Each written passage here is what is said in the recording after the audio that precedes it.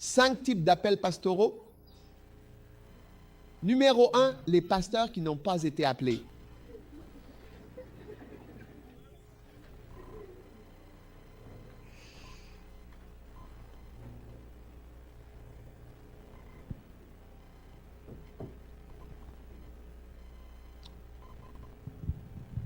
Non, je me demande si je devrais... Ouais.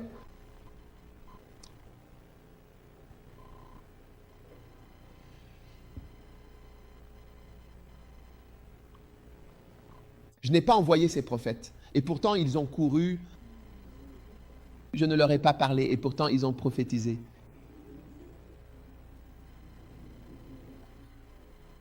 Pardonne. Celui-ci semble être le contraire de tout ce que je vous ai dit. Voici, je suis contre eux qui prophétisent de faux rêves, dit le Seigneur. Et ils les racontent et font errer mon peuple par leurs mensonges et leur légèreté. Pourtant, je ne les ai pas envoyés ni ne leur ai donné d'ordre. C'est pourquoi ils ne seront d'aucun profit pour ce peuple. Jérémie 23, 32. Vous voyez, 5 types d'appels pastoraux. Et le premier type, ce sont les pasteurs et bergers qui n'ont pas été appelés, qui font semblant d'être appelés. Je ne les ai pas envoyés et pourtant ils y vont. C'est pourquoi tu dois être sûr que c'est Dieu qui t'a envoyé. Regarde maintenant ce qu'il dit ici. Il dit que moi, je suis contre eux. Parce qu'ils racontent des mensonges. Tu vois, c'est ainsi que tu peux reconnaître quelqu'un qui n'est pas de Dieu. Ils racontent des mensonges et par leur légèreté, tu vois, il y a une certaine désinvolture. Je veux te dire quelque chose. Ne prends pas le ministère à la légère.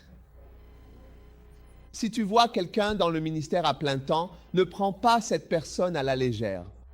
Respecte cette personne et prends-la au sérieux. Je parlais à un pasteur laïque qui était impoli envers une personne à plein temps et je lui ai dit, écoute, tu ne sais pas ce que cette personne a fait. Si je te demandais d'être à plein temps maintenant, tu ne pourrais pas venir facilement. C'est là que tu vois que il y a un saut en longueur. Parce que là, je t'ai donné le grand saut à faire. Tu sautes de l'Amérique à Kanichi, à Accra. Je t'ai montré le chemin, Alex, n'est-ce pas? Alors maintenant, n'envoie plus de messages disant que tu es prêt pour le plein temps. C'est aussi simple que ça. Je t'ai montré le chemin. Prenez Delta Airlines. Viens avec ta famille et tout le reste. Quand tu arriveras, je dirai « Ah, tu es venu ». D'accord, fais une demande au bureau et ensuite on t'accueillera. C'est tout. Maintenant, je t'ai clairement préparé le grand saut. Donc, quand je viendrai, tu pourras dire « Oh, je veux vraiment, à chaque fois que tu m'appelles, Ben. » Tu comprends? Chaque fois que tu m'appelles, je suis prêt pour ça. Voilà, c'est le grand saut que je t'ai montré. Le grand saut, c'est comme ça. Et puis le triple saut. 1, 2, 3. Et puis après ça, le saut à la perche. C'est là que tu respecteras Serena. Quand tu viendras dans le ministère à plein temps, alors tu comprendras qu'elle est différente de toi. Parce qu'ici, il y a une différence entre quelqu'un qui n'a pas encore fait le saut en longueur. Nous lui avons parlé de ce saut en longueur à plusieurs reprises. Nous avons discuté du long terme. Nous avons parlé de ça. C'est d'ici à là. Je lui ai dit qu'on mettait un sable spécial à cet endroit pour que si elle tombe, elle puisse venir. Et puis le pauvre vote que je lui ai donné. Une perche électronique qui se lève toute seule. Pourtant, elle n'arrive pas à sauter. Elle n'arrive pas à sauter. Elle a essayé de sauter et encore essayé de sauter. Elle n'arrive pas à sauter. Oui, elle passe juste en dessous. Il y a une certaine légèreté. Et cette chose, on peut la voir chez les profanes qui ont une certaine arrogance et une légèreté face à la mission. Et puis, quand on se rend compte que lorsqu'on vous demande de faire, on réalise que c'est presque impossible à accomplir. Et c'est pour cela qu'il faut avoir du respect et une certaine révérence. Et quand on fait cela, on se qualifie pour quelque chose. Georges, qu'en penses-tu? C'est bien. Hein? C'est bon. Je t'ai montré le saut, les sports de saut maintenant. Hein? Hein? Oui, monsieur. Je t'ai montré le saut en longueur, Oui, monsieur. le triple saut, Oui, monsieur. le saut à la perche. Oui, monsieur. Dois-je te donner l'électronique que j'ai donnée à Nadia? Il monte tout seul. Hein? Non, monsieur. Tu ne veux pas celui-là? Haute technologie. Cathy, est-ce que tu viendras travailler à Kaneshie?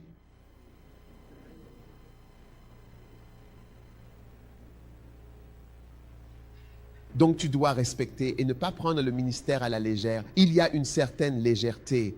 Toi donc, les gens qui ne sont pas appelés prennent ça à la légère. Calme, tu ne prends pas ça au sérieux. Et c'est pour ça que je dis que, par exemple, venir à la réunion, tu sais, c'est important de venir à l'heure. Ne prends pas ce que je dis à la légère. Ne pense pas que je dis n'importe quoi le premier jour et des choses sensées le deuxième jour, ou que je commence à dire des choses sensées l'après-midi. Donc je viens le matin, j'ignore le matin et le sens commencera à venir l'après-midi. Il y a une certaine forme de mépris léger. Et Dieu aussi, c'est aussi quelque chose de précieux pour Dieu. Oui. Il y a eu un moment, je me souviens, quand j'étais étudiant. Je ne mange pas beaucoup parfois, tu sais. Je mangeais juste quelques brochettes. Et je restais là. Parfois, le révérend Saki était dans les parages et on restait debout à manger des brochettes. Hein? Les gens passaient devant nous en sortant de leur chambre. Quand ils me voyaient, ils disaient « Oh, comment est la brochette? Elle est bonne? » Et « Oh !» Puis ils en prenaient une. Tu vois? Et j'ai réalisé que c'était mon repas principal. Je veux dire, c'était mon déjeuner. Mais eux, ils avaient déjà déjeuné. Ils étaient rassasiés et ils prenaient juste une de mes 4 brochettes qui constituait mon repas principal. Je disais « Alors, Charlie, comment? C'est bon ou pas bon? » Il répondait « Oh, c'est bon. » Ils en prenaient une. Une fois, quelqu'un en a pris, puis 2 personnes différentes sont venues en prendre. Et j'ai dit « Regarde-moi ce type. » Leurs estomacs sont pleins de riz et c'est la principale chose qu'ils prennent à la légère. Et c'est comme « Oh, comment? » Alors, au bout d'un moment, j'ai commencé à cacher mon trésor.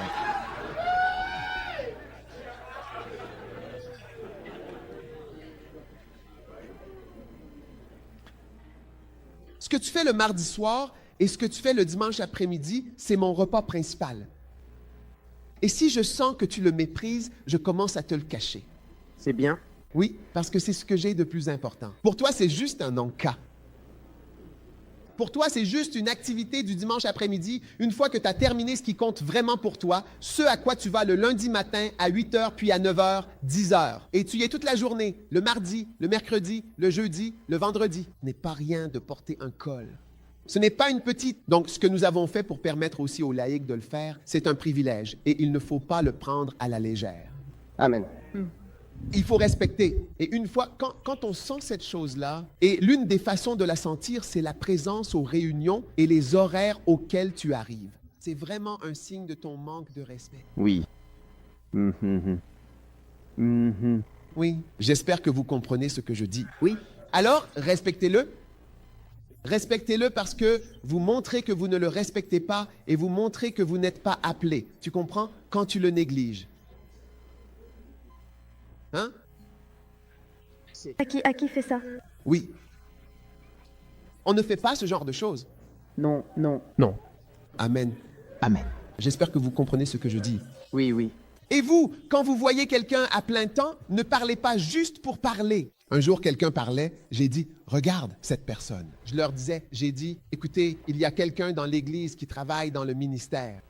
Et j'ai dit, cette personne, la personne qui a remplacé celle qui occupait le poste qu'elle occupait, cette personne, en plus de payer la dîme, me donne 5 millions de CD chaque mois pour la croisade Healing Jesus.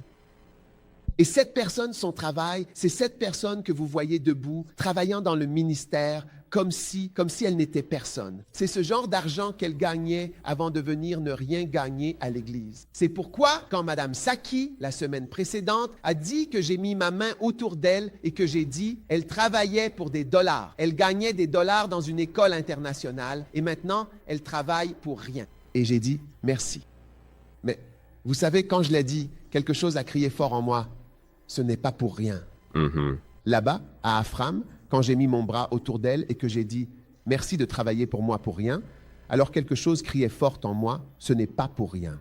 Ce n'est pas pour rien. Ce n'est pas pour rien. Ce n'est pas pour rien. » Mais il faut respecter cela. Il faut respecter les personnes qui font cela. Il ne faut pas prendre le ministère à la légère. Et le faux prophète, l'un des signes de ceux qui ne sont pas appelés, c'est quand ils ont une certaine légèreté et un manque de respect. Mhm. Parfois, on voit des gens envoyer des mails impolis, des courriels grossiers. Ils disent, moi, cela, pourquoi n'écoutes-tu pas maintenant? Et tu vois qu'ils n'ont aucun respect pour le ministère et pour l'autorité en place. C'est pourquoi je suis intervenu et j'ai dit, mon ami, fais attention. Parce que si tu joues ici, tu risques de te retrouver au mauvais endroit. Oui.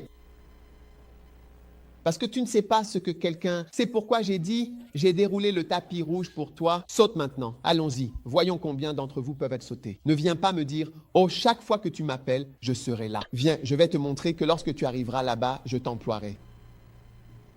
Nous verrons maintenant combien vont sauter. C'est alors que tu verras que ce que quelqu'un a fait est vraiment grand et tu devrais... Mais quand tu vois la personne dire, mon respect t'est acquis, Dieu ne m'a pas donné cette grâce. Amen. Je vous montre les signes de ceux qui ne sont pas appelés. Alors, Jérémie 27, verset 15. Car je ne les ai pas envoyés. Et pourtant, ils prophétisent un mensonge en mon nom afin que je vous chasse, pour que vous périssiez ici. Et les prophètes vous ont prophétisé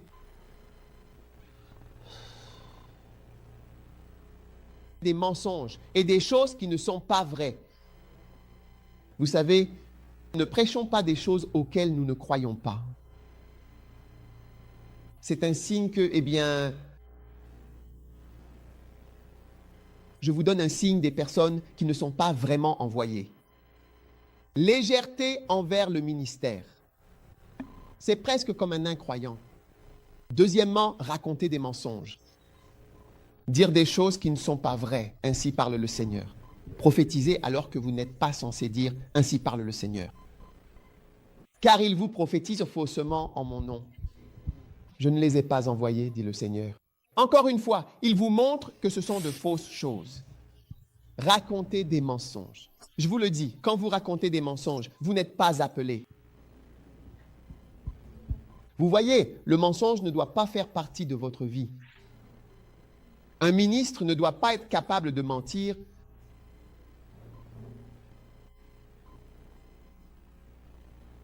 Miséricorde.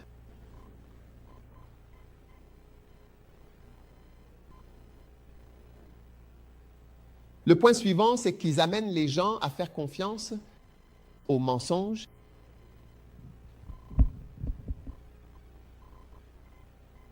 D'accord? Ensuite, le point suivant est qu'ils sont impliqués dans des choses vaines et inutiles. Dans Ézéchiel chapitre 13, verset 6. Il est dit qu'ils ont vu la vanité et la divination mensongère, disant, le Seigneur a dit, et le Seigneur ne les a pas envoyés. Pourtant, ils ont donné de l'espoir aux autres, qu'ils allaient confirmer la parole. Amen. Alors, pasteurs et ouvriers, est-ce que vous écoutez ceux que Dieu a pas appelés? L'un des signes, c'est qu'ils amènent les gens à faire confiance à de mauvaises choses. Et un bon ministre amène les gens à faire confiance à Dieu. Ne faites pas en sorte que les gens fassent confiance à l'argent. Ou peut-être faire confiance à des choses qui ne sont pas vraies. Est-ce que je peux avoir un amen de votre part? D'accord. Maintenant, le prochain type de pasteur. Pasteur, je prie pour que vous deveniez de vrais ministres. Amen. Le mensonge, vous voyez, c'est la principale chose dont vous devez vous débarrasser pour devenir un bon pasteur. Dire des mensonges. Dites à la personne, pose ta main sur l'épaule de ton voisin et dis-lui, écoute. Dire des mensonges, des petits mensonges, des mensonges bleus, des mensonges rouges, toutes sortes de mensonges. C'est ça l'essentiel.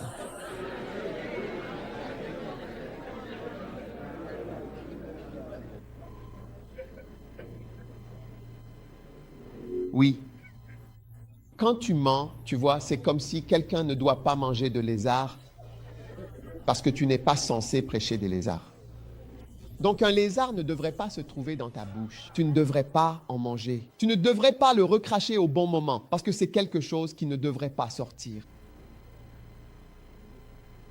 Ce n'est pas dans la vie d'un ministre de dire des mensonges. Tu dois faire de ton mieux. Parce que beaucoup d'entre nous, parfois, nous mentons aux gens en pensant que, tu sais, nous aidons même la vérité. Amen.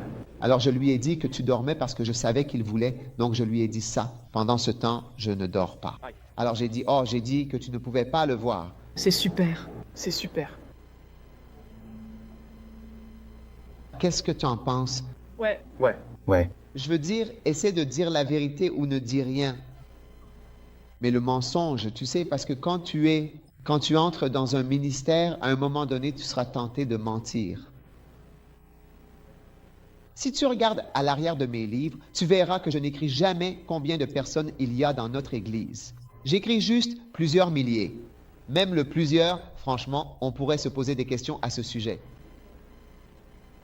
Il y a plusieurs milliers de personnes dans notre Église, mais je n'écris jamais 6 000, 10 000. Un jour, j'ai lu le livre de quelqu'un. Il disait 10 000 personnes assistent à l'Église chaque. J'ai dit, ô Seigneur, je veux vraiment apprendre de cette Église. Alors je suis allé à l'église le dimanche soir.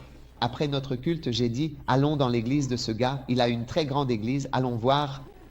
Quand nous sommes arrivés à l'église, ils étaient en plein culte et j'ai compté les chaises, chacune d'entre elles, 700 chaises. J'ai dit, comment compte-t-il 10 000 personnes présentes chaque dimanche? Et parfois tu te demandes, ou même si tu as 3 cultes, parfois tu te demandes pourquoi Dieu ne te bénit pas. Parce qu'il y a certaines choses qui sortent de nos bouches que Dieu n'a aucune intention de bénir. Amen. Dans Nombre chapitre 16, verset 1, la Bible dit, Coré, fils d'Itsar, fils de Kehat, fils de Lévi, et Dathan et Abiram. D'accord? Ils se sont levés devant Moïse avec certains des enfants d'Israël, 250 princes de l'assemblée, célèbres dans leur congrégation, des hommes de renom. Et ils se rassemblèrent contre Moïse et contre Aaron et leur dirent, « C'en est trop de votre part, car toute l'assemblée, tous sont saints, et l'Éternel est au milieu d'eux. Pourquoi vous élevez-vous au-dessus de l'assemblée de l'Éternel? » Amen. Amen. «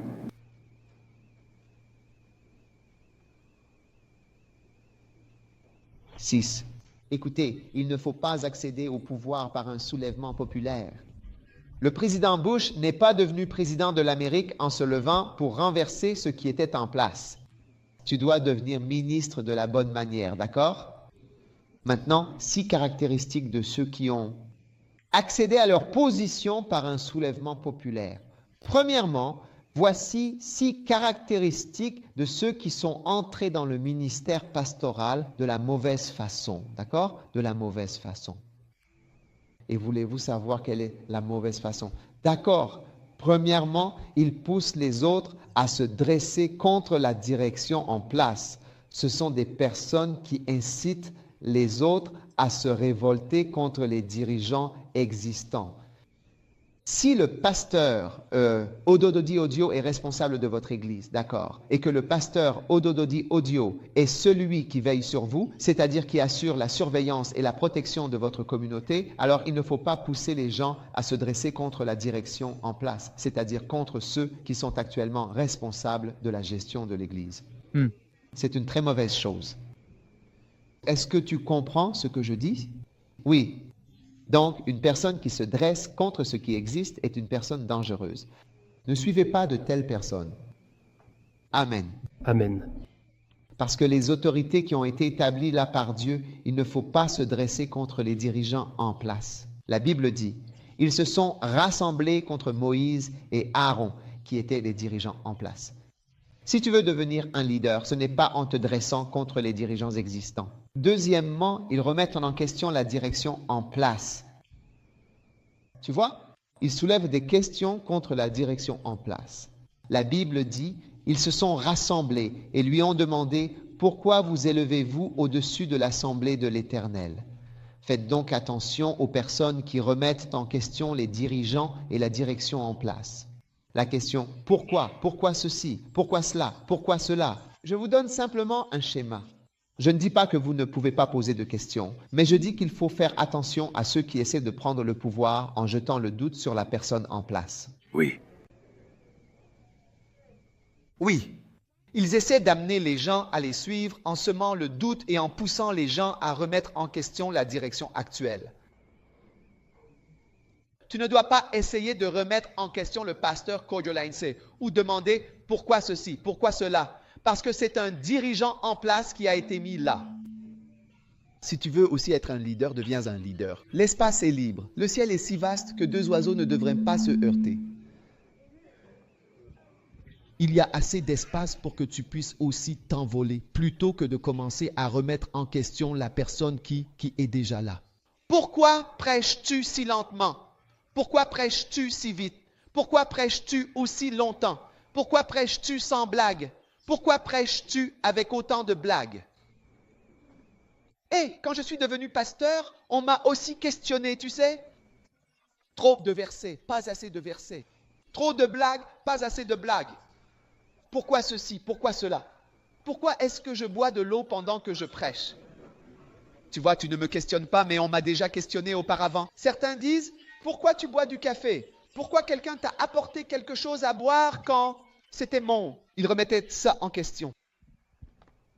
Et j'essaie juste de t'expliquer que ces choses-là, ce ne sont que des signes.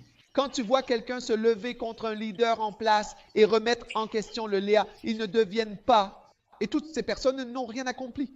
Aujourd'hui, ils ne jouent même pas de la batterie dans une église. Juste parce qu'ils se demandaient pourquoi quelqu'un m'apportait de l'eau à boire.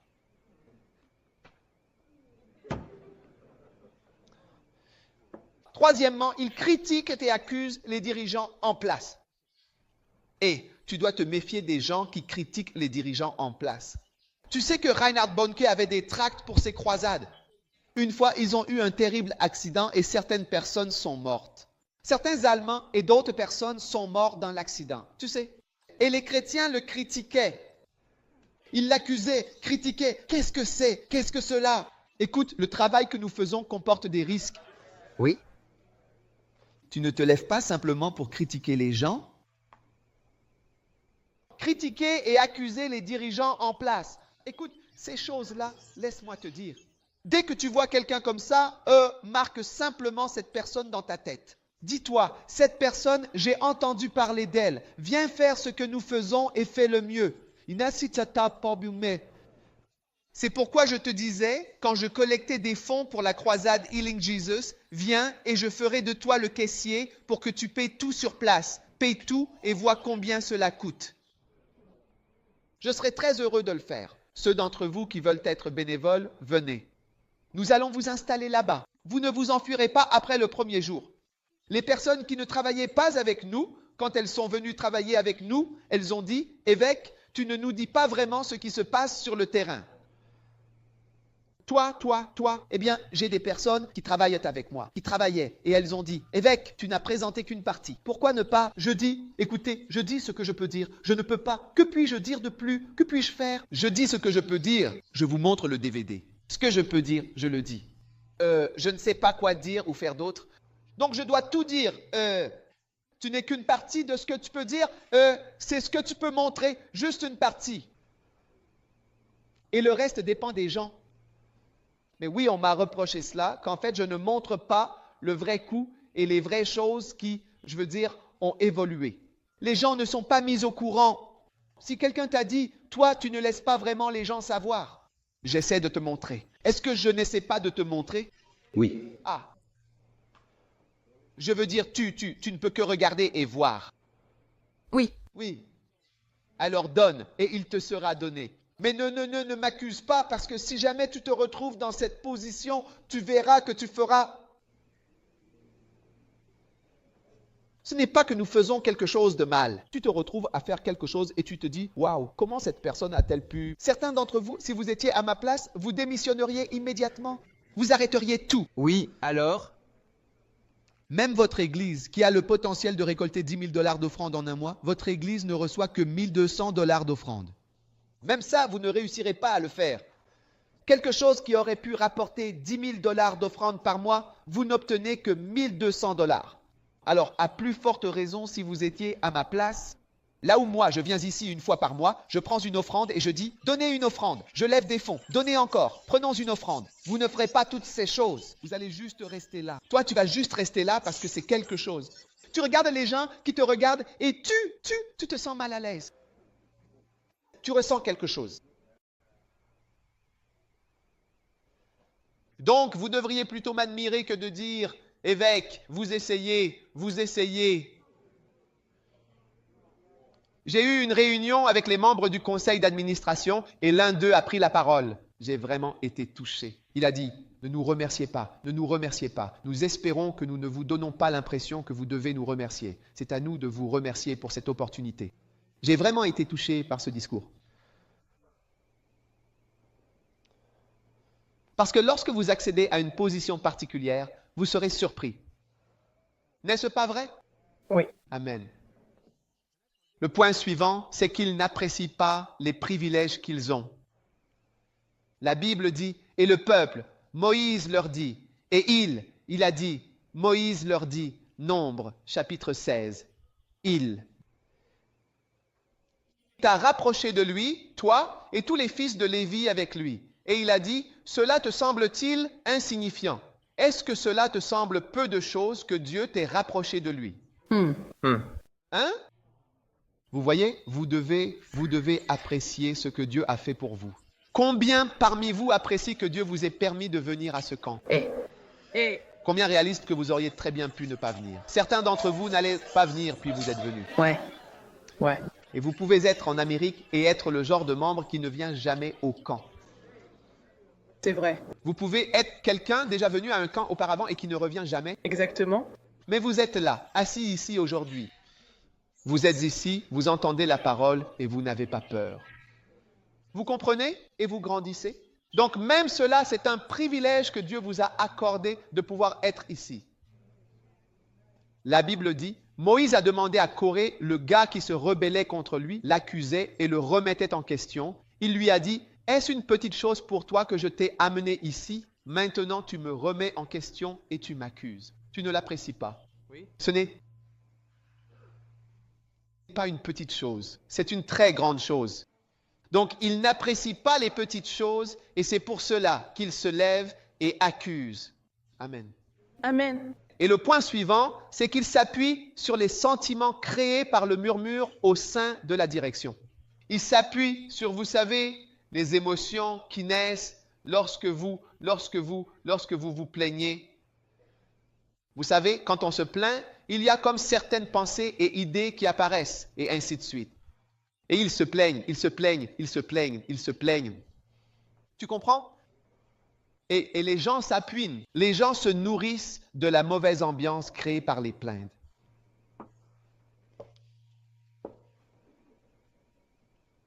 Pasteur Michael, sais-tu que personne n'a jamais pu venir te critiquer auprès de moi dans le Maryland? Tu ne peux pas. Parce que je ne me nourris pas de ça. Et tu sais que je n'accueille pas ce genre de choses. Je sais que le pasteur Michael n'est pas parfait et je n'ai pas envoyé un ange là-bas. J'ai envoyé quelqu'un qui va apprendre à bien faire. C'est vrai, c'est vrai. Donc voilà. Donc je ne vais pas te tolérer. C'est un problème. Allez. Ruby, sors.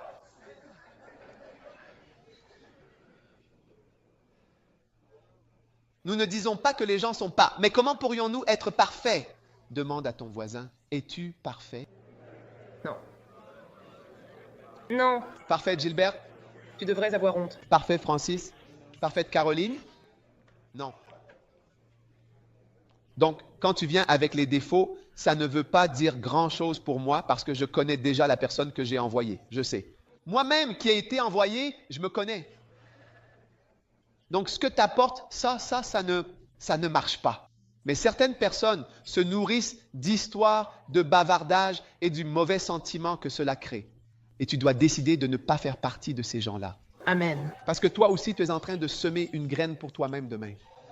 Demain, tu verras qu'il y aura des gens qui se nourriront de discussions à ton sujet et il y aura beaucoup à dire sur toi. Si tu veux, présente-toi. Viens, tiens-toi là et regarde. Amen.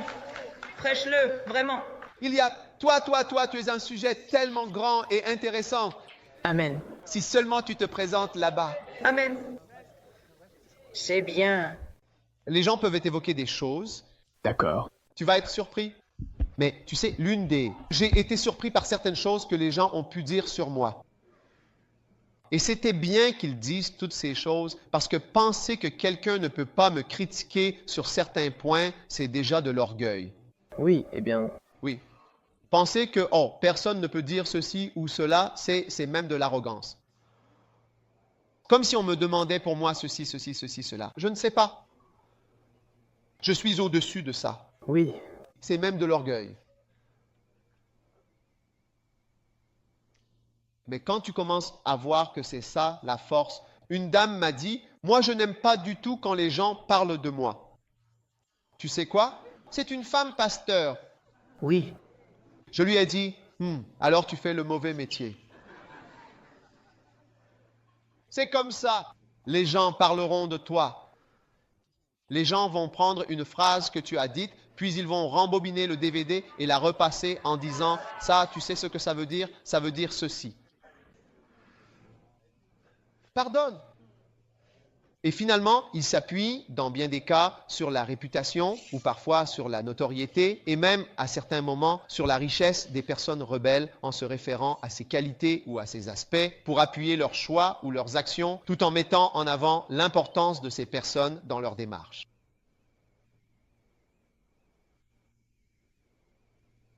Parfois, une personne que tu considères comme un grand homme ou une grande femme dans l'Église, on s'appuie sur cette personne. La Bible dit, Corée, eux, pour te donner confiance que ce que tu fais est juste, parce que cette personne le dit aussi, et parce que cette autre personne le dit aussi, alors forcément c'est la bonne chose à faire. Non, parfois les personnes importantes ont tort. Pas seulement parfois, mais très souvent. Et dans le livre des Nombres, chapitre 16, la Bible dit, Corée, ils se sont levés devant Moïse, certains de leurs enfants, d'accord, 250 princes de l'assemblée, célèbres dans la congrégation, des hommes de renom, ils se sont rassemblés contre Moïse. C'est la troisième caractéristique. Premièrement, c'était des princes. Deuxièmement, ils étaient célèbres dans tout le monde les connaissait dans la congrégation. Et troisièmement, c'était des hommes de renom. Fiez-vous à ce que Dieu dit. Ne vous fiez pas à ce que dit une personne apparemment importante. amen, Parce que ces personnes apparemment importantes, beaucoup d'entre elles sont très peu spirituelles. c'est vrai, Donc, le fait que cette personne donne maintenant son opinion et son point de vue, vous comprenez, ne veut pas dire que c'est juste. oui, Des princes, des hommes de renom célèbres. Tout le monde les connaissait. Alors, une fois que tout le monde les connaît, eux, et regardez ce qu'ils disent, cela veut dire que c'est vrai. Cela ne veut pas dire ça. 250 de ces personnes avaient tous tort. Et ce jour-là, ils sont tous morts. Alors ne comptez pas sur l'importance apparente de ces personnes pour pouvoir vous libérer. Amen. Amen. D'accord? Alors, combien de types d'appels pastoraux existe-t-il? 5 types d'appels pastoraux. Vous en avez combien maintenant? 2. oui, D'accord? Numéro 3. Les pasteurs et bergers qui sont appelés à travers l'opinion de quelques personnes influentes et en vue doivent se rappeler que vous ne pouvez pas être véritablement appelés par les opinions des hommes, même celles d'hommes influents et en vue, aussi respectés soient-ils. Et numéro 4, les pasteurs et bergers appelés par l'opinion de la majorité des hommes charnels dans votre ministère. Amen. amen, Beaucoup de gens sont charnels. Et c'est pourquoi, dans notre Église, nous ne votons pas. Parce que comme beaucoup d'entre nous sont charnels, si beaucoup de personnes charnelles votent, ça ne marchera pas. Vous savez, lors d'un vote, on gagne en étant beau, charmant, éloquent, agréable. C'est comme ça qu'on remporte une élection. Vous savez, hein? Qu'en pensez-vous? Ou si tu as de l'argent. Ou si tu as de l'argent, du cash à distribuer aux gens. D'accord? Dieu va te bénir. Levez-vous. Est-ce que je vous ai donné les 5? Numéro 4. Et le 5e, ce sont les pasteurs qui sont appelés par Dieu. Les caractéristiques des hommes appelés par la majorité, ça, je ne vais pas vous le dire. Mais le numéro 5, ce sont les pasteurs et bergers qui sont appelés par Dieu. Alors, ne soyez pas appelés par la majorité. Ne soyez pas appelés par des personnes influentes. Amen. Amen. Ne soyez pas quelqu'un qui n'est pas du tout appelé, un menteur, un faux prophète. Amen. Et quoi d'autre? Ne soyez pas appelés par les opinions de personnes charnelles. Beaucoup de personnes charnelles m'ont dit « Oh, tu dois construire une université. Oh, tu dois faire ceci. Oh, tu dois faire cela. » Bah, si Dieu veut, je dois me présenter à la présidence. Si Dieu... Non, les gens ne m'ont pas dit cela, mais certaines personnes m'ont dit que je pourrais être président. Comment des personnes charnelles pourraient-elles maintenant me conduire à devenir président? Et supposons que des personnes influentes te disent cela. Tu vas te casser la figure. Je veux suivre Jésus. Amen. Je veux servir Dieu. Amen. Et je veux que Dieu m'oigne. Levez-vous, tout le monde. Super.